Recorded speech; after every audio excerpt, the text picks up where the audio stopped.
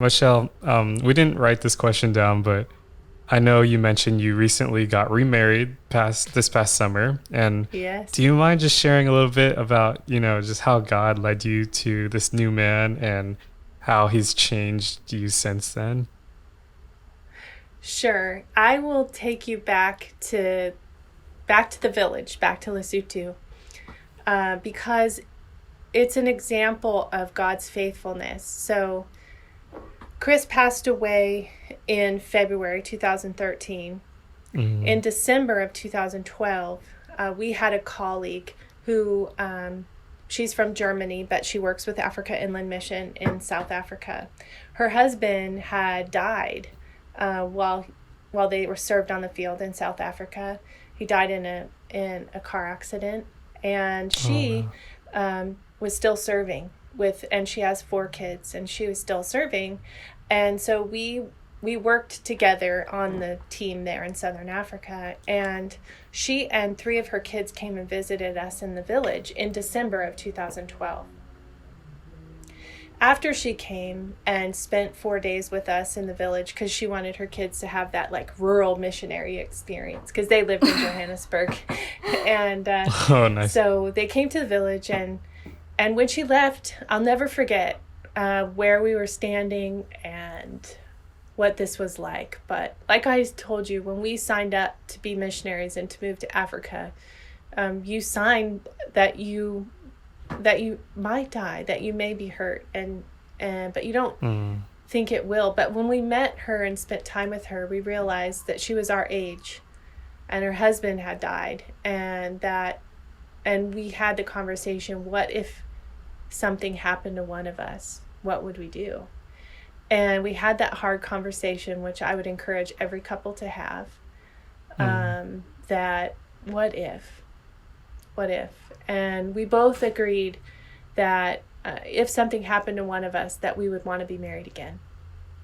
Mm. And Chris was hysterical. He was so funny.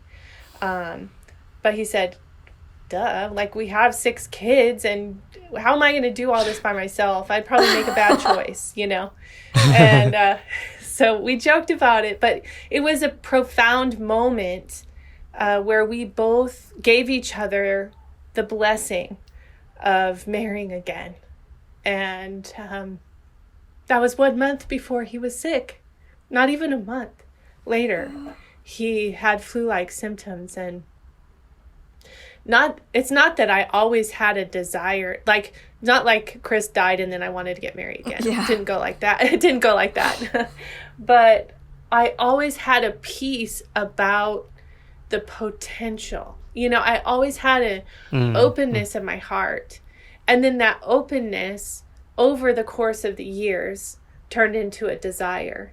And I was a widow for 6 years before I met Brent. And it was an increasing desire that I actually went through all phases of frustration about, because I was turning 50, and I was a single mom of 6. Like, what man is going to want anything to do with a woman like that? And so Mm. I Mm. had all levels of frustration with even the idea of dating, let alone, meeting someone who would like want to be married and to me.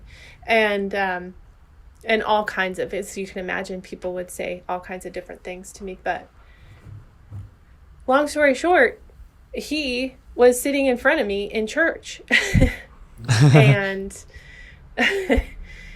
and when I met him, he turned around and we shook hands during the greeting time. And I didn't know him or his story, but he knew mine. And Oh, so when wow. he turned around and we shook hands and he said, "Good morning, Michelle," and he knew my name, I about fainted, number one. But number two, I had hope. I had hope. And so our pastor walked very closely with us through that. And yeah, so we had a season of Mm. waiting, and then we took it slow, because our church family had been through oh my goodness, my whole life. This is my 31st year at my home church, Claremont Emmanuel. Wow. And this was That's awesome. unfolding at the very church where we got, where we came right after we got married at first. And I had all my babies were dedicated there, and they sent me to the mission field. And then Chris passed away, and we had his funeral there, and and now this new love was unfolding. So our pastor walked closely with us through that time, and we dated for just about a year, but we knew very quickly that what God was doing. So Wow. Yay. Woohoo. That's amazing. Woo-hoo! It is amazing. It is. And he says things to me like, before my interview today, he says, now how can I help you? What can I do to help you make that happen today? Like, be still, my heart. Do you know how long I prayed for that?